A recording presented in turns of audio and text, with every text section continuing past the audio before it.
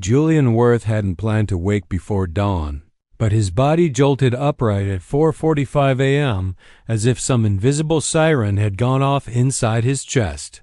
He sat in silence on the edge of his kitchen island, the cool marble pressing against the backs of his legs through his linen robe. The Montecito sky outside was still dark, with only a faint shimmer brushing the horizon. The glow from his laptop cast a pale hue over the countertop, reflecting off the half-finished bottle of rose he'd been nursing since the night. Before he refreshed the screen again. There it was, another meme, another headline, another sneer. Julian pulled his robe tighter and stared blankly at the screen. His fingers hovered over the trackpad, then slowly curled into a loose fist. Somewhere in the distance, a sprinkler hissed to life, followed by the faint rustling of birds too early for song. The world was still sleeping, but inside Julian's head, chaos spun like a blender. 3 weeks ago, he had stood in this same kitchen reading a draft of the product description aloud, whispering the words like poetry. Soft notes of stone, fruit, gentle minerality, a lasting finish. It had sounded lovely back then, elegant, almost cinematic. He'd imagined the rose glinting in late summer glasses, carried on trays through flower-filled garden parties, laughter spilling over ivy-covered fences. But now? Now it was a punchline. Reddit threads had twisted those same words into jokes.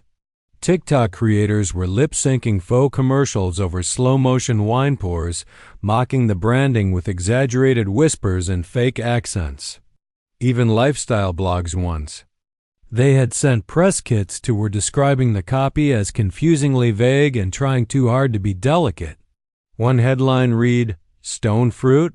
More like stone-cold confusion. Julian stared at the mug beside him. The coffee had long gone cold. He hadn't touched it. The sharp, roasted scent was still there, but now it felt out of place, too assertive for the atmosphere of failure that hung in the room. He slid his phone across the counter and tapped it open. No missed calls, no apologies, no reassurances. Just notifications, dozens of them, all variations of the same thing. A quiet disaster unfolding in public. He finally rose, tightened the robe belt around his waist, and paced slowly to the window. From there, he could see the empty patio and the pool beyond, still covered in shadow. He had always believed that water should reflect clarity. But today, even that felt murky. When he reached for his phone again, he didn't hesitate. He tapped Logan's name. The screen rang once, twice. On the third ring, a groggy voice answered. Julian didn't bother with pleasantries. Instead, he stood by the window and let the words spill out like they had been waiting at the back of his throat all night. Logan listened quietly, barely speaking, only interjecting to ask for links or headlines. Julian gave him everything, the memes, the editorials, the sarcastic tweets from verified accounts. Then he walked back to the counter, opened his laptop, and started gathering screenshots. He thought back to the vineyard trip 6 months ago, when he first tasted the blend. There had been a golden silence in the air that day, broken only by laughter and the crunch of dry grass under boots. Back then, the wine had felt like a beginning. Now it felt like a cracked mirror of good intentions. Julian paused over a draft email to the team. He typed a subject line, "We need to talk about the rollout." Then he deleted it. Instead, he opened a blank document and just began to write. Not for marketing, not for the press. Just for himself. He wrote about the morning light hitting the edge of the bottle. He wrote about the soil Matteo had spoken so passionately about. He wrote about the smell of the fermentation room and the feel of the cork in his palm. He kept writing until the light outside shifted from blue to pale gold. And then he stopped, folded the laptop shut, and whispered to no one in particular. We missed the story. Logan Fox stared at his phone screen for a full 30 seconds after the call ended, his face still pressed into the side of his pillow.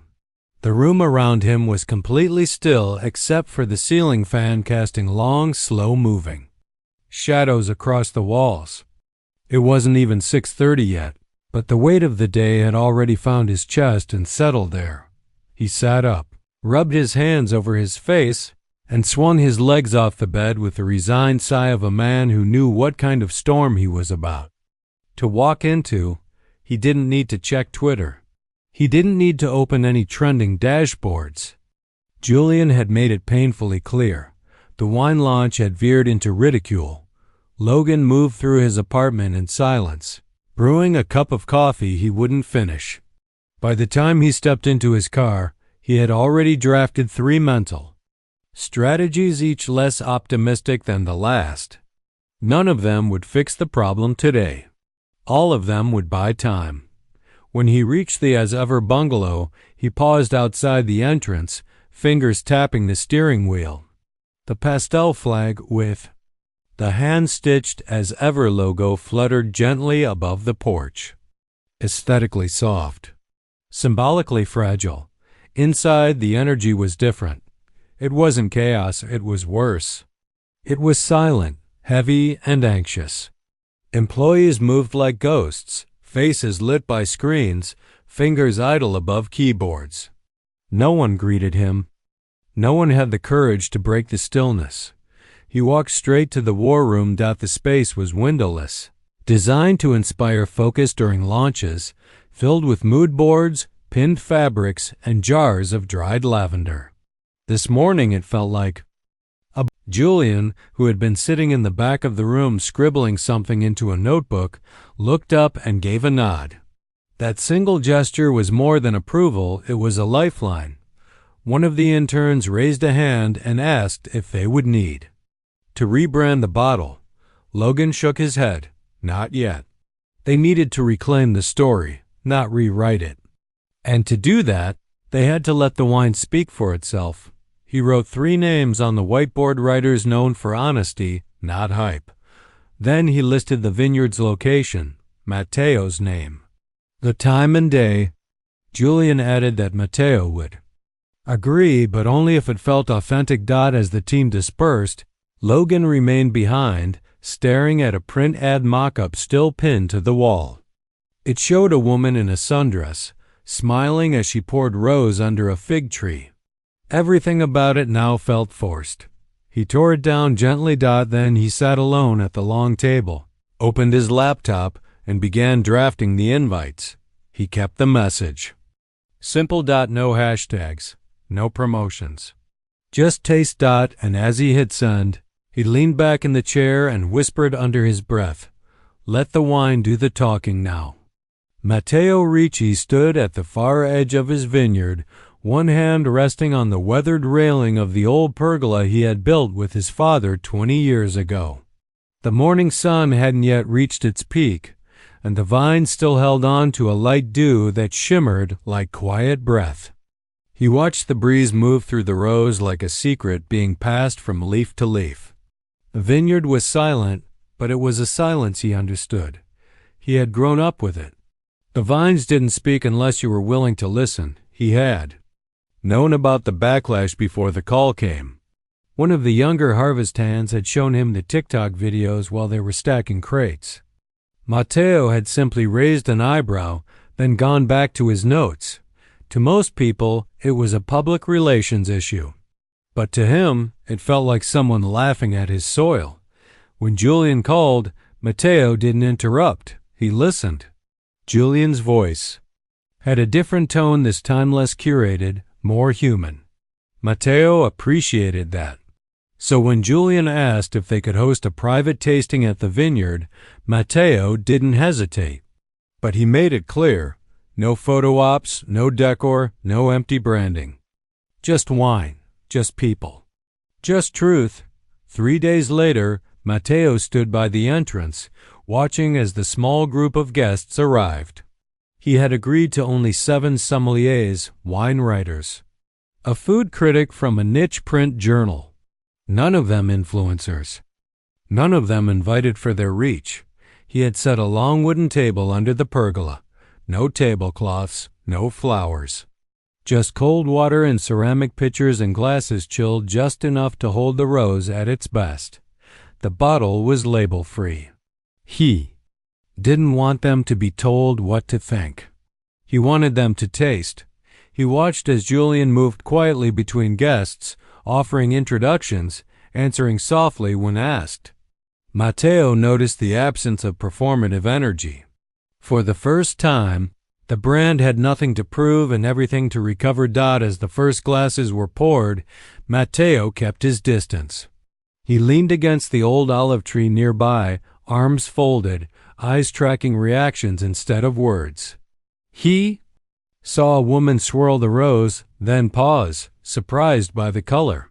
Another took a first sip, blinked, and lowered her glass slowly with a small, thoughtful nod. One man with a clipboard stopped mid-note, looked out at the vineyard, and smiled too. Himself, Matteo exhaled through his nose. That smile said more than any press release ever could. One of the writers asked where the grapes had come from. Julian glanced over at Matteo. Matteo stepped forward slowly, wiped his palms on his jeans, and spoke without flair.